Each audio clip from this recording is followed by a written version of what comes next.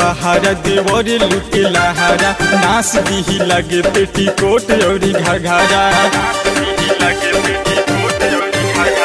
दिया बारे बहारा देवर लुटे लहारा नास दी लगे पेटीकोट और घघरा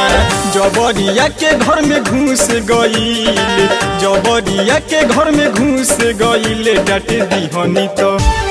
दीहनी तो हमारा से रूस गईल उठलिया के रस हमर चूस गईल डांटे दीहनी तो हमारा से रूस गईल उठलिया के रस हमर चूस गईल।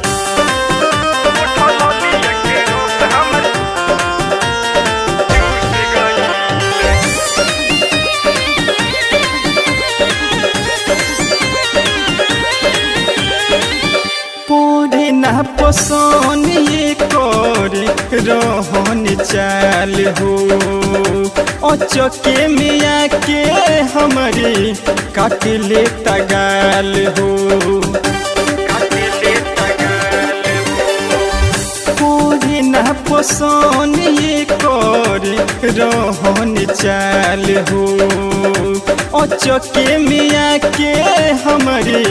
काट ले तगाल हो वैसे बातें कहीं घाडवा में रही हमार तो जिया मनहू से भइल हमार तो जिया मनहू से भइल डांटे दीहनी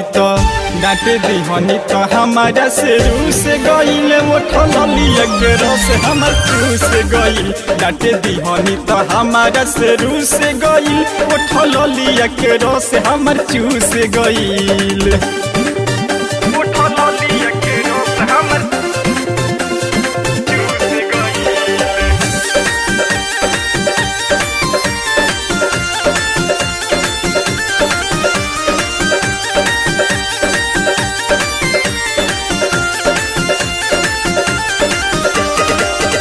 बहरा में जाके दीपक